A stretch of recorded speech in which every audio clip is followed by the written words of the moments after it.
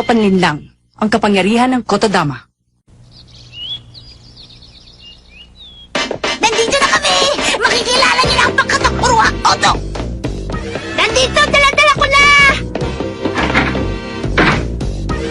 Tadan! Narito ang impormasyon tungkol sa kanila! Ano? Sino kayang lalaban sa kanila? Hindi ka pwede! Kuya Lokan, di mo ba kaya? Kaya kailangan mo magpahinga! Huwag na matigas ang ulo! Mataas pang lagnat mo! Kung talagang may sakit siya, bakit mo naman siya ginugulpi? Sorry! Masyado kang napagod sa laban mo kaya tumaas ng husto ang temperatura mo. Makakabuti sa'yo kung magpapahinga ka muna. Tama. Ilalampaso namin ang mga kalaban habang ikaw naman yung nagpapahinga. Eto? Sila ba? Itong tatlong babae lang ba ang miyembro ng pangkat Uruha Oto? Ang babangis! Sigurado ako, pag sumali sila sa Miss Universe Beauty Pageant, sila mananalo dahil sa sobrang ganda ng mga yan. Pwede ba huwag yung pag-aralan ng mga katawan nila?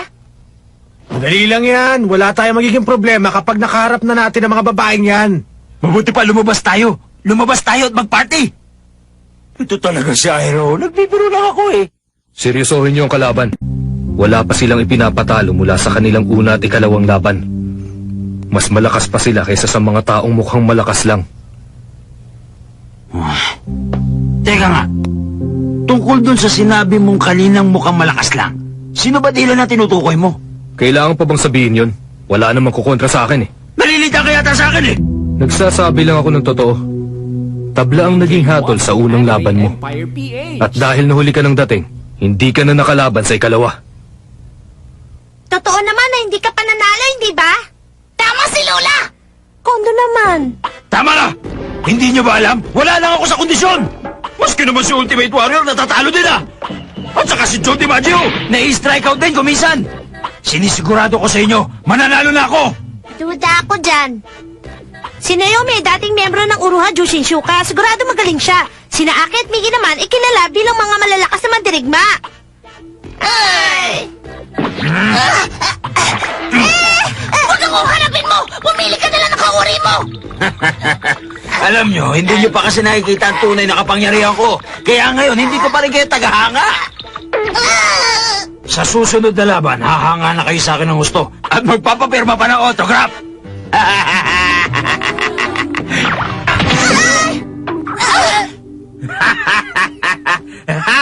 Hanggang ngayon, hindi pa rin nagbabago si Max. Yeah, well, his words are reassuring, but I don't know. Gusto mo na bang humarap ngayon kay kamatayan?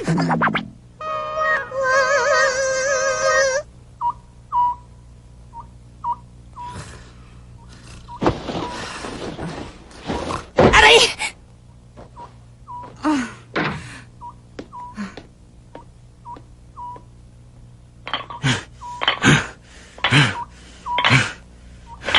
Umanda sila ngayon.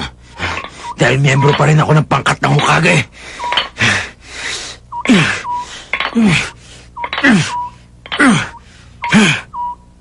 Seryoso siya. Sisimulan na natin ngayon ang laban ng Black Ace sa ikatlong bahagi. Hokage Team versus Uruha Oto Team. Ang unang mandirigma para sa pangkat ng Hokage, si Max Damon! Para naman sa pangkat ng Uruha Oto, si Aki! Unang round, simulan na!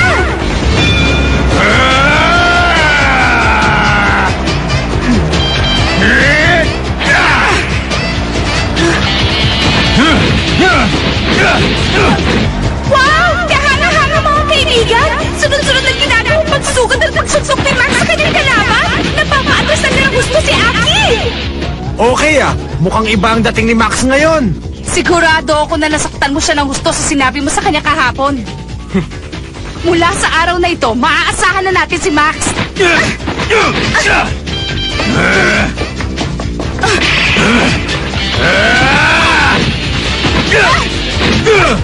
Ang galing! Ang bilis na niyang kumilos!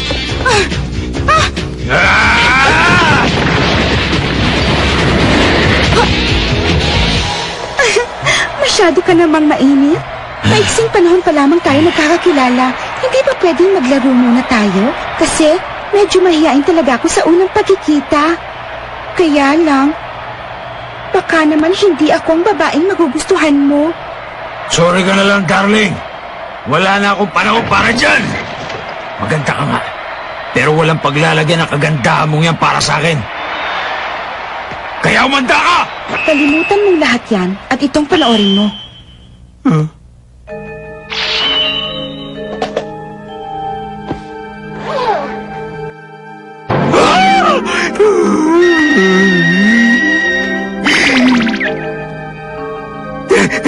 Teka. Hindi mo pwede gawin yan. Oh, please stop it! Oh, please don't do that! Stop! Stop! Oh no! What are you trying to do to me? Don't be shy. Come on, big guy, and have a look at what you're missing. Hey, no, stop! Don't come any closer! Really, Masaya na ako. Huwag mo na ako pasahin pa. Tama na! Si Ira! Baka magselo sa akin si Ira! Ano bang pinagsasasabi ni Max? Sige na, miss. Isuot mo na uli yung damit mo. Hindi ako pwede lumaban sa babaeng nakauban. Sino? Sino nakaubad? Wala naman ako nakikitang naguhubad ah! Tigilan mo yan, Max! Pwede ba gumising ka? Buksan mo ang mga mata mo! Masama ang kutob ko. He's not responding to anything we say. It's like he's trapped in his own little world. yeah. You're a bashful one, aren't you? But can you really afford to look away from me like that? Eto, tingnan mo. Panoorin mo kung mabuti.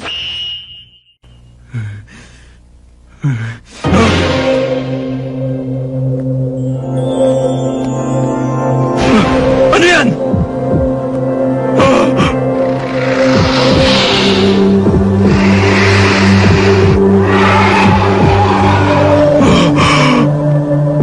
Ano sa palagay mo? Ang ganda ng mga pangil niya, hindi ba? Kapag bumaan sa'yo mga pangil na yan, dadaloy sa iyong gat ang kanyang kamandag. Huwag ka matakot sa kanya.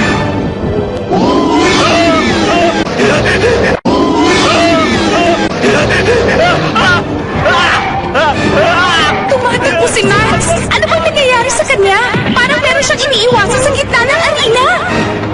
Sisiraan na yata siya ng bait. Tama na! Hinayo mo sa akin ang ahas na yan para awa mo na! Ano? Ahas? Wala naman ako makita ahas sa ring ah. Tama na! Tigilan mo na yan! Harapin mo na ang kalaban, Max! Mapapagod lang kayo sa kasisigaw. Dahil hindi naman kayo naririnig na inyong kasama sa mga oras na ito. Ang tanging boses lang na naririnig niya ay kay Aki. Naapektuhan siya ng gusto sa agimat ang aking kasama. Agimat, yan ang hindi maaari. Ah?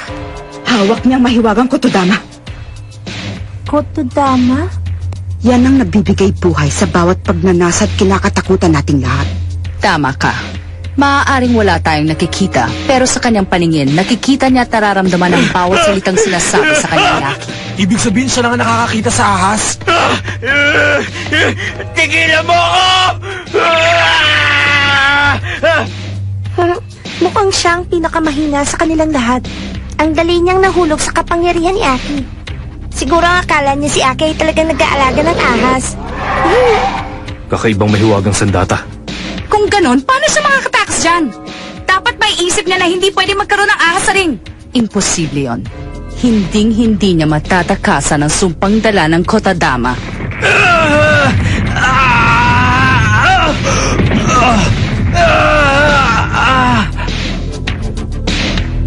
Tumalo ka, Max! Maaaring dali ni Aki ang inyong kasama sa impyerno gamit lamang ang kapangyarihan ng Kotodama.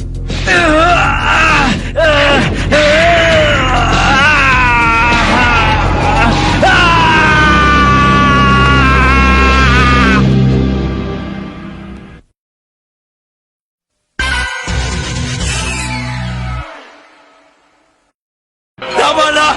Tama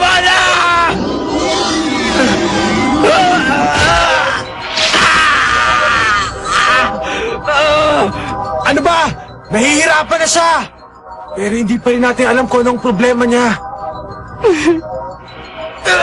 Kawawa ka naman. Natakot ka ba ng gusto? Huwag kang mag-alala. Paalisin ko ng ahas sa tabi mo.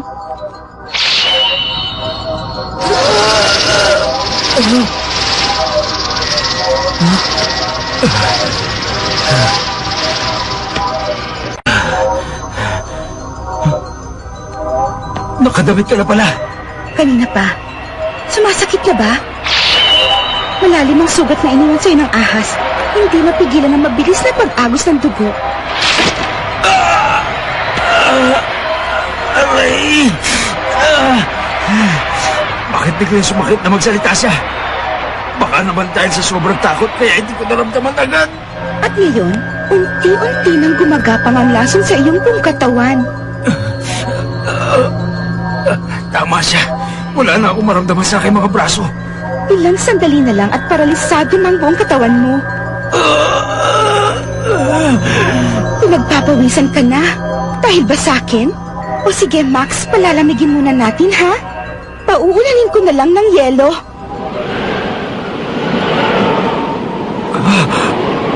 Ano to? Nagagawa niya paulanin ng yelo sa loob ng arena. Ano ba nangyayari? Ang babaeng to, may kapangyarihan ba siyang kontrol na ng yelo? Ginawa ko. Hindi ko na alam kung anong nangyayari. Kung bakit napaluhod si Max sa hirap. Kasi sakit na sugat sa braso ko, ang lamig na nararamdaman ko. Max! Nanlalamig siya. Dahil na naman ba ito sa ilusyon? Pero bakit nararamdaman din niya ang lamig? Teka, tingnan mo ang braso ni Max. Dumudugo ng gusto ang sugat niya. Kung talagang ilusyon lang, bakit siya nasugatan sa kagat ng ahas? Tama ka. Nasugatan si Max sa kagat ng ahas dahil totoong kinagat siya ng ahas. Yan. Yan ang tunay na kapangyarihan ng Kotodama. Ito ang nagpipilit sa kanyang isip na paniwala ang nasugatan ng kanyang katawan. Kapag nangyari yon, masusugatan din niya ang kanyang sarili. Nakakatakot naman niyang Kotodama. Kapag hindi niya nalaman ang katotohanan, maaari niya itong ikamatay. Hindi pa rin siya nakakalata sa ngayon. Dahil sa kakitira ng kanyang pag-iisip, may palagay akong hindi na siya makakatakas. Makikipagpustahan ako sa inyo. Hindi pa rin niya malalamang hindi totoo ang nangyayari sa kanya. Anong sinabi mo? Mabuti pa ilabas natin siya bago maging huli ang lahat. Sandali lang muna, Dylan. Marami rin na nakataya sa labang ito ni Max. Patuloy pa rin siyang lumalaban. Dahil malaki ang pagnanasan niyang manalo dito. Mag-antay pa tayo ng ilang sandali. Baka naman malaman na niyang ilusyon lang ang lahat. At makawala na siya sa kapangyarihan ng Kotodama. Imposible. Dahil sa akin yung talino, imposible mangyari yun. Ihinto ko ang laban. Teka, sandali, Dylan. Bigyan mo pa siya ng isa pang pag-asa. Ano? Kasama rin siya sa pangkat ng Hokage. Kaya siguradong malulusutan niya ito. Kailangan lang natin siya pagtiwalaan. Pagtiwalaan siya? Gaano katagal mo pa ba panonoorin ng laban? Habang patuloy na naghihirap ang iyong kaibigan? Bawiin mo sinabi mo! Tigilan niyo na yan. Hindi ito ang tamang panahon para magtalo.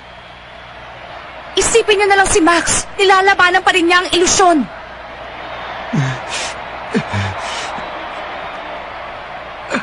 Max!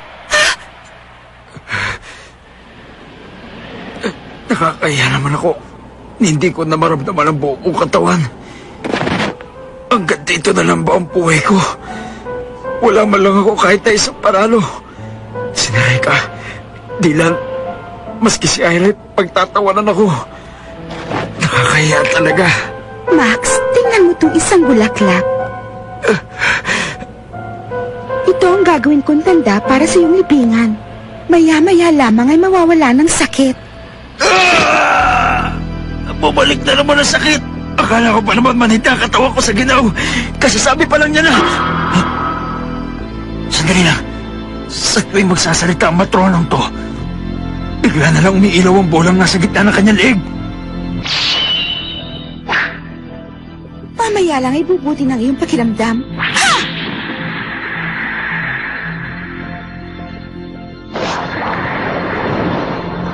Paano kung ang lahat na nakikita ko ngayon ay hindi bala eh?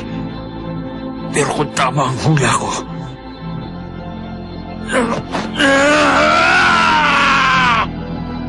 Gigisingin ko ang sarili ko sa pangunguta ko! Imposible.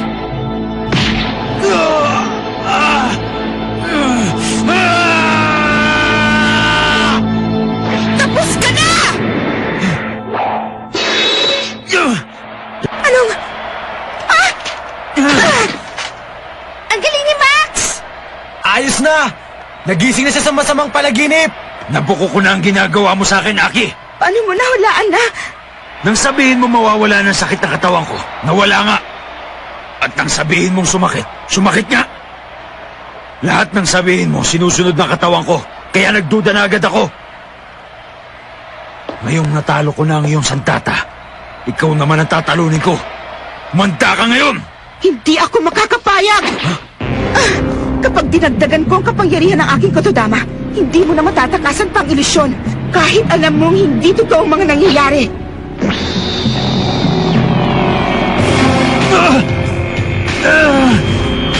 Ito na ang iyong wakas!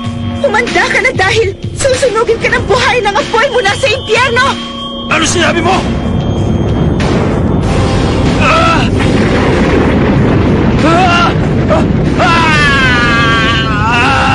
Max! Yan ang tunay na kapangyarihan ng Kotodama laban sa isang gorilya. Lagot ka sa akin! Hindi! Buhay pa siya. Hindi ako makakapayag na matalo na isang ilusyon! Huwag! Huwag ka lalapit!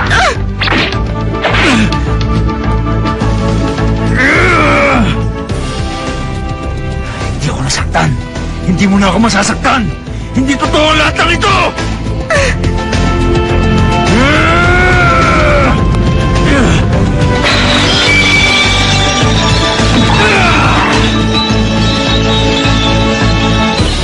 Basag na ang aking kotodama.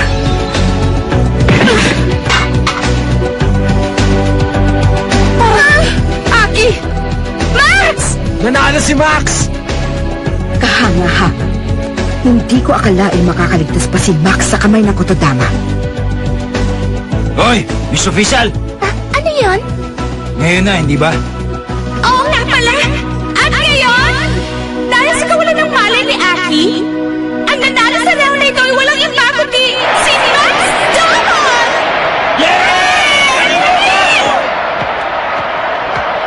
Nanalo ka rin! Hindi ba masarap? Naku, napakadali naman pala eh. Kapag sineryoso ko ang laban, madali lang manalo. Walang binatbat ang ilusyon laban kay Raging Max Damon. Max, hindi ka ba nasasaktan sa mga kutsilyong yan? Eto? Hindi no, ilusyon lang naman to eh. Ah! Aray ko, nakabaon pa lang talaga. Tunay na kutsilyo. Hindi ilusyon, aray. Max, kaya mo yan! Anong masasabi mo ngayon? Tama lang na pinagtitiwalaan natin si Max, di ba? Hindi ko nasasagutin ang tanong mo. Baka mainsulto ka lang. Ano ka mo? Tama na. Nanalo nga siya ngayon. Pero paano kung hindi niya nalaman na ilusyon lang pala ang lahat? E di umiyak ka ngayon. At nagluluksa dahil sa pagkawala ng isang malapit na kaibigan. Dadalhin mo yan sa iyong konsensya habang buhay. Huwag mo akong duduruin.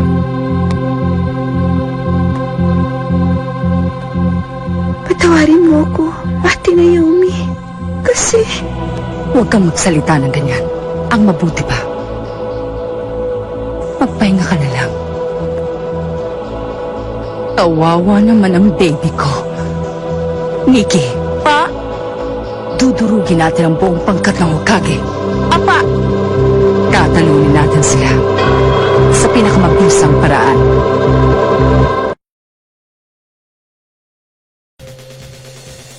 What? What do you mean you're gonna double team them? Oh, I get it. You mean 2 against 2. Wait a minute, guys. This might not be such a good idea. I just went through hell with that other cutie, and if looks can kill, then these 2 are gonna be big trouble. Next, Seduction of the Beauties, double play of death. You know, Tokia, Women scare the crap out of me.